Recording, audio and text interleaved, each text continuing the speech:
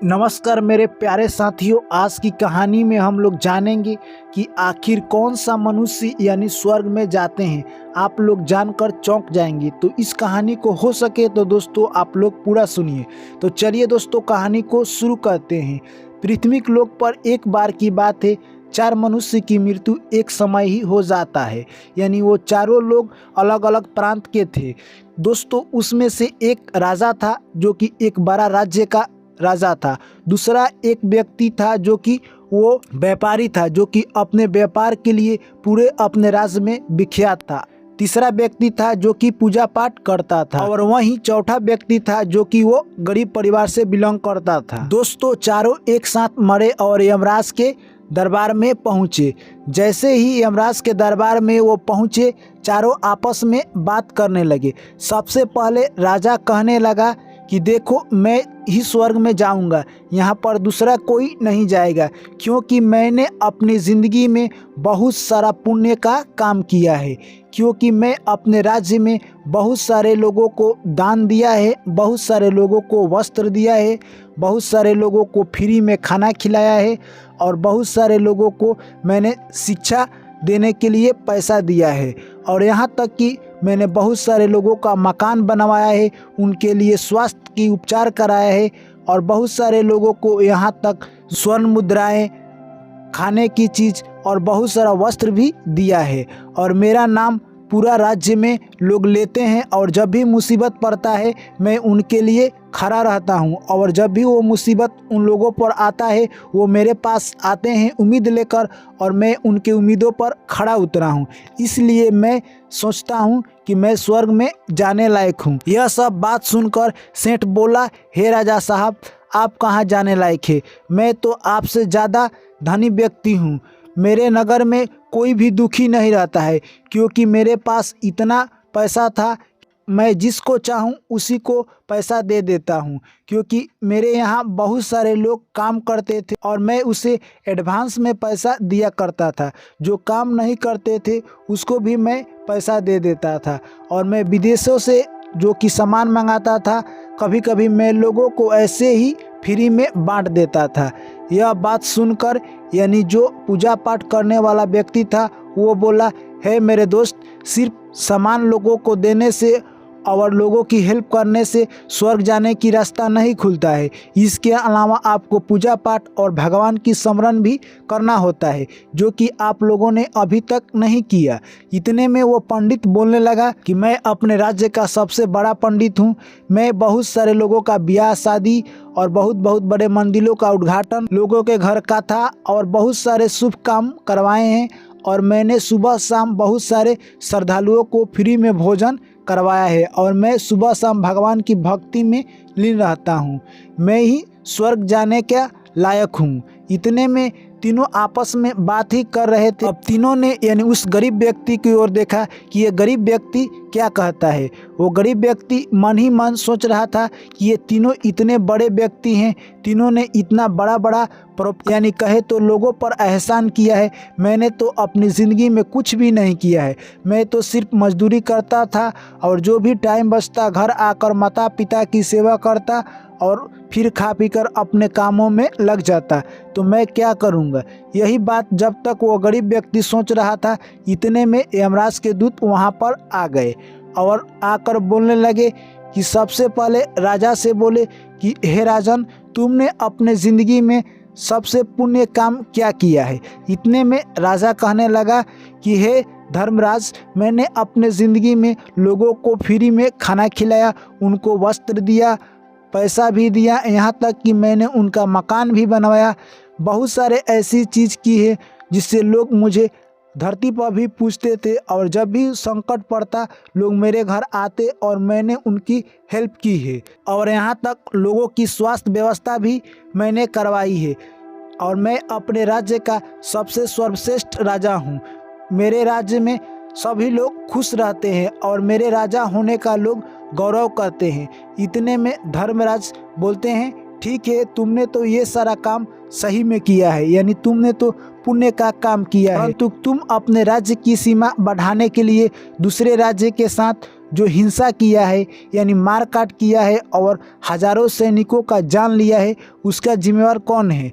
उसका जिम्मेदार तुम हो। यानी तुमने अपने सैनिकों का ऑर्डर दिया है दूसरे राज्य के सैनिकों को मारने के लिए, इसलिए तुम उन हजारों सैनिकों का हत्यारे तुम हो, इसलिए तुम स्वर्ग जाने के लायक नहीं हो। यह बात सुनकर राजा सर नीचे किए हुए पीछा हट गया, यानी सोचने लगा कि मैं अब स्वर्ग नहीं जा सकता हूँ। धर्मराज की मंत्री बोले कि अब बारी है सेठ जी, आप बताइए कि आप अपने ज़िंदगी में कौन सा पुण्य काम किया है।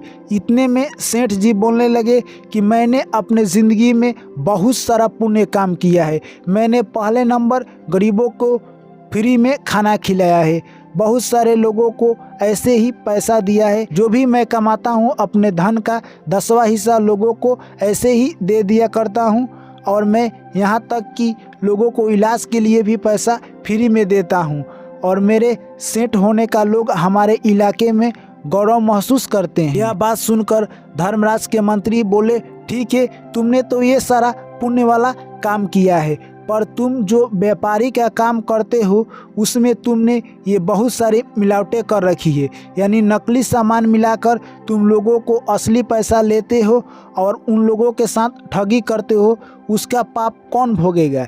यानी तुमने जो लोग सही पैसा दिए उनके साथ भी तुमने नकली सामान का व्यापार किया है, इसलिए तुम पापी हो, इसलिए तुम्हें स्वर्ग का घर नहीं मिलेगा। यह बात सुनकर यानी सेठ समझ गया कि अब मुझे स्वर्ग नहीं मिलेगा, वो भी अपना सर नीचे किए हुए पीछे हट गया। इतने में अब पुजारी की बारी आई। धर्मराज के मंत्री बोले कि हे पुजारी, तुम बताओ कि तुम अपने ज़िंदगी में कौन सा पुण्य काम किए हो। पुजारी कहने लगा कि हे धर्मराज, मैंने अपनी ज़िंदगी में बहुत सारे मंदिर का पूजा पाठ किया है और बहुत सारे लोगों को घर जाकर कथा कहा है और बहुत सारे भगवान की कथा लोगों की सुनाई है और बहुत सारे लोगों का ज़िंदगी बदला है और उनको ये शिक्षा दी है कि भगवान से स्नेह, भगवान की पूजा पाठ करो और भगवान पर विश्वास रखो। मैंने लोगों की ज़िंदगी में बहुत सारी खुशियाँ लाई है और उनकी ज़िंदगी को भगवान से जोड़ने का प्रेरणा दी है। यह बात सुनकर यानी धर्मराज की मंत्री बोले, ठीक है, तुमने तो ये सारा काम पुण्य के किया है, इसलिए तुम तो पुण्य के भागी हो, पर तुमने लोगों से पूजा पाठ के लिए पैसा लिया है, वो तो एक अन्याय है। यानी तुमने निस्वार्थ भाव से कोई काम नहीं किया है। जो भी तुमने काम किया है यानी पूजा पाठ किया है, उसके बदले तुमने लोगों से बहुत सारा धन लिया है, यानी तुमने स्वार्थ के लिए काम किया है। जो काम मनुष्य द्वारा निस्वार्थ भाव से किया जाता है वो स्वर्ग जाने के लायक काफ़ी होता है, यानी यह सब काम तुमने आज तक जिंदगी में नहीं किया है, इसलिए तुम भी यानी स्वर्ग जाने के लायक नहीं हो। यह बात सुनकर पंडित सर नीचे किए हुए वो भी पीछे हट गया। इतने में मनुष्य अब सोचने लगा कि अब मेरी बारी है। ये तीनों इतने बड़े बड़े विद्वान थे, यानी ये अपने ज़िंदगी में इतना सारा पुण्य के काम किए थे, तभी ये स्वर्ग जा नहीं सके। तो मैं तो कुछ भी नहीं किया हूँ, मैं स्वर्ग जाने के लायक किया, मैं स्वर्ग जाने के बारे में भी नहीं सोच सकता। मैं अपनी ज़िंदगी में कुछ भी नहीं किया हूँ। मैं काम से घर आता और अपने माता पिता की सेवा करता और जो भी टाइम बचता अपने फैमिली के साथ बिताता। मैंने तो आज तक कोई पुण्य किया ही नहीं है। जब तक यह वो गरीब व्यक्ति सोच ही रहा था, इतने में धर्मराज के मंत्री बोले, हे गरीब आदमी, तुम बताओ अपनी ज़िंदगी में कौन सा पुण्य काम किए हो। ये बात जैसे ही बोले उतने ही देर में मनुष्य यानी वो गरीब आदमी कहने लगा, हे महाराज, मैंने आज तक ज़िंदगी में कोई पुण्य काम नहीं किया है, क्योंकि मुझे काम करने के लिए टाइम ही नहीं मिलता, क्योंकि मैं सुबह उठकर मजदूरी करता और शाम को घर आता और घर आने के बाद अपने माता पिता की सेवा में लग जाता।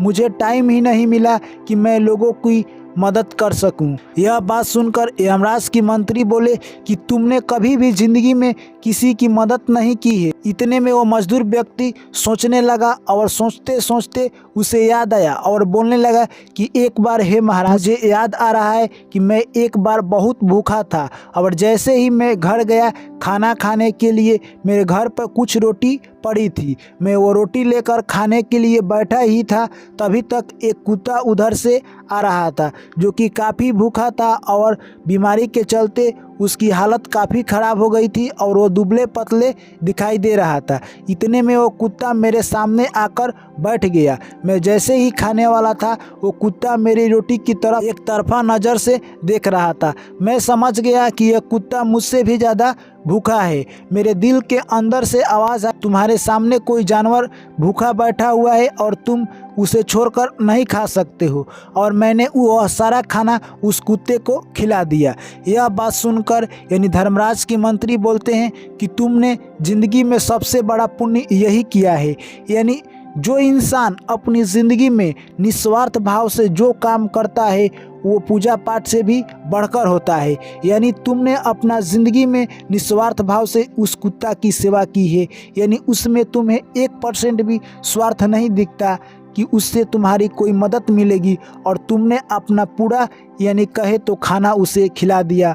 और ये तीनों लोग हैं जो कि स्वार्थ के लिए काम किए हैं। यानी तुम ही स्वर्ग जाने का असली हकदार हो। यानी यमराज के मंत्री उस व्यक्ति का हाथ पकड़कर यानी स्वर्ग में ले जाकर उसको बोले कि तुम अब स्वर्ग में ही रहोगे, और बोलने लगे कि तुमने जो काम किया है इससे बहुत सारे मनुष्य को सीख मिलेगी कि मनुष्य को कभी भी निस्वार्थ भाव से काम करना चाहिए। जब मनुष्य कोई काम करता है तो स्वार्थ भाव से ही करता है। जब मनुष्य किसी को हेल्प करता है तो वो सोचता है कि ये कभी मेरे को भी हेल्प करेगा, यानी कभी ये मुझे भी मदद करेगा।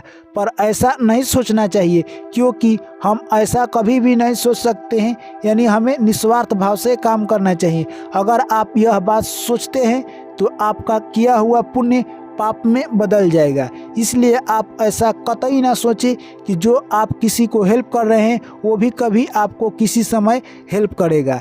यानी यही बात कहकर धर्मराज की मंत्री मनुष्य को बताते हैं कि तुम ही असली हकदार हो इस स्वर्ग की। तो दोस्तों, इस कहानी से हमें क्या सीख मिलती है? यानी इस कहानी से दोस्तों हमें यही सीख मिलती है कि ज़िंदगी में कोई इस धरती पर बड़ा और छोटा नहीं होता है मेरे दोस्त। इंसान की कर्म सबसे बड़ा और छोटा होती है। अगर आप गरीब घर में पैदा हुए हैं तो भी आप स्वर्ग में जा सकते हैं और अपने कर्मों से ऊंचा उठ सकते हैं और बड़ा बन सकते हैं। और आप अमीर घर में भी पैदा हुए हैं तो आप वहां से नर्क में जा सकते हैं, छोटा काम कर सकते हैं और आपका भी नाम बदनाम हो सकता है। इसलिए ये कोई ज़रूरी नहीं है मेरे दोस्त कि आप छोटे घर में पैदा हुए हैं या गरीब घर में। आपका कर्म ही आपकी पहचान बनेगा, आपकी पहचान ही आपकी सेवा बनेगी, आपकी सेवा ही आपकी निष्ठा बनेगी और आपकी निष्ठा ही आपको ऊंचाइयों तक पहुंचाएगी। तो दोस्तों, ये कहानी आपको कैसी लगी हमें कमेंट करके ज़रूर बताइए मेरे दोस्त। आपका कमेंट का हमें बेसब्री से इंतज़ार रहता है। आप जब भी कमेंट करते हैं मेरे दोस्त तो हमें बहुत अच्छा लगता है। आप लोग एक प्यारा सा कमेंट ज़रूर कीजिएगा। तो चलिए दोस्तों, आप लोग से फिर मिलते हैं अगली कहानी में किसी न्यू कहानी के साथ। तब तक के लिए सभी साथियों को मेरा प्यार भरा नमस्कार।